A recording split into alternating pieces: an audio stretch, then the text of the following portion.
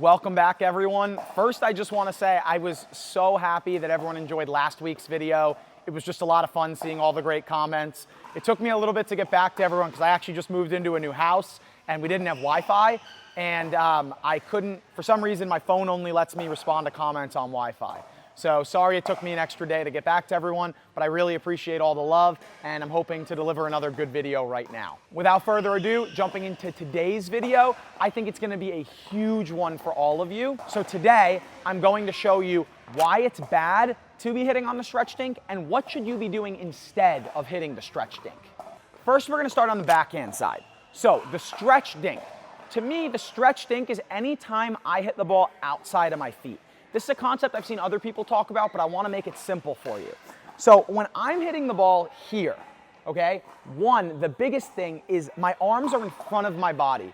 This is where I have the most control over the little things, which would be small adjustments that allow me to not make errors.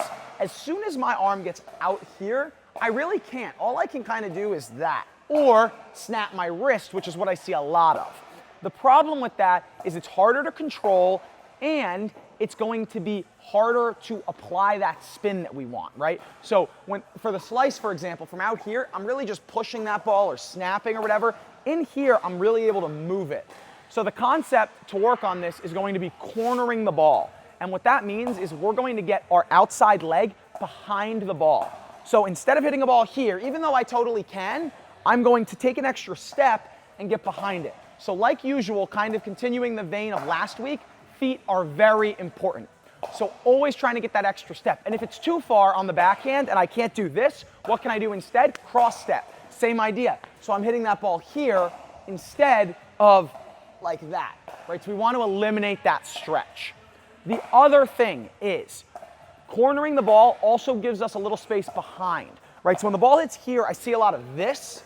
This is bad, right? From here, I'm very close to my leg. Also, the closer my arm gets to my body, you can even just do it right now. If you put your paddle here, your shoulder is gonna feel very uncomfortable. Where is it comfortable? Right here, 6 inches, a foot outside your like chest, right? So same idea on the dink. I don't wanna ever hit the ball here. I wanna be hitting it here.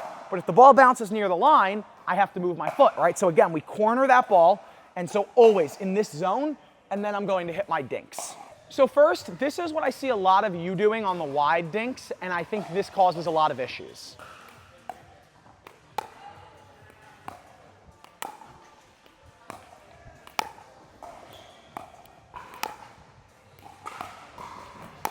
So even when I moved, I'm still not cornering that ball. Now, how I dink, you're gonna notice the ball is always staying inside my left leg, and it allows me to have a nice, easy follow through. I think this is the biggest reason why a lot of people have told me the game looks slow at the higher levels, right? It looks like you have so much time. It's not that we have so much time, it's that because we're taking that extra step, well, actually, I guess we do have a little more time because we're taking that extra step. But it's not that we're playing anything differently, we're just hitting the shot slightly differently on the form side.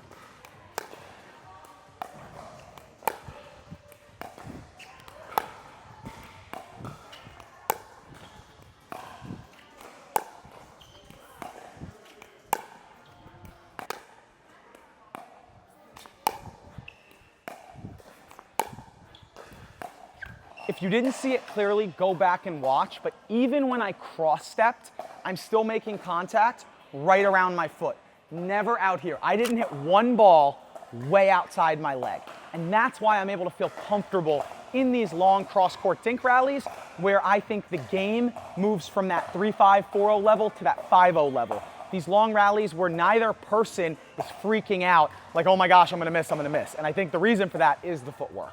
We've been trying to hit you with that subscribe, but you guys seem to be dodging the button a lot. So I'm gonna ask nicely one more time that you just hit that subscribe button and lock in just like that.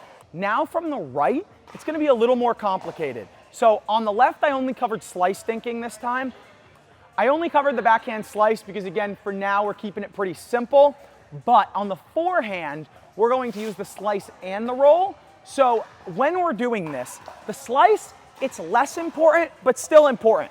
If I can slice here, I'll have way more control. And this is another big key that I think people don't think about. is when the ball's out here, very hard to do any sort of misdirection or anything. When the ball's here, I can very easily go line, middle, or cross. Much harder when the ball gets outside my leg. Now, even more true for topspin. If it's back here, very hard to topspin, it's all wrist. I can't use my arm at all because watch, when I go to use my arm, the paddle face is closed, so the ball goes into the net.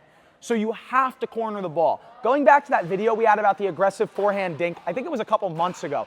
Zach came on and showed you all how good his dink is, and so many people commented, how is he doing that? Cornering the ball with footwork. And he mentioned that a bunch in the video, right? Every time he's getting here. So in front of his foot, just like we saw on the other side. On the forehand, it's way more important. Now, some of you have grips that may make it a little easier for you to be out here, but you will never be as effective, as dangerous, or as consistent as if you were cornering the ball. So again, on the topspin, it's even more important. And if you have a 2E, it's just like what I'm doing here. You want to get behind, and then you can brush up. And now, from here, again, I can very easily go line, I can go middle, I can go cross, I can speed up, I can lob. I have so many options. But that comes from the footwork. So again, what you're gonna see is me pushing back, getting behind the ball, and rolling. So again, the two parts to this are width and depth. So you need to be wider than the ball and deeper than the ball. So I don't wanna be wide, but then hitting the ball here, and I don't wanna be deep, but hitting the ball here, right? It's both. So it is gonna be that kind of 45-degree angle step that really sets this shot up well. We're gonna start with what I see a lot of, which is not cornering the ball. So this is what that looks like.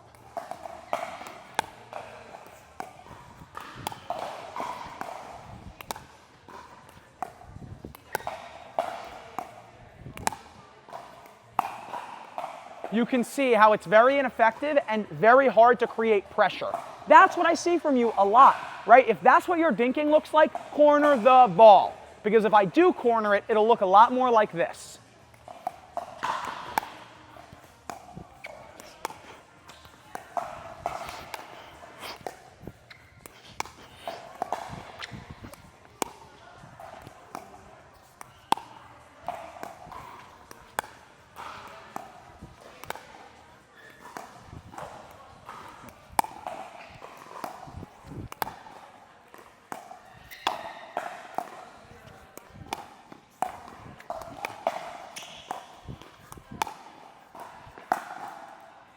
Out.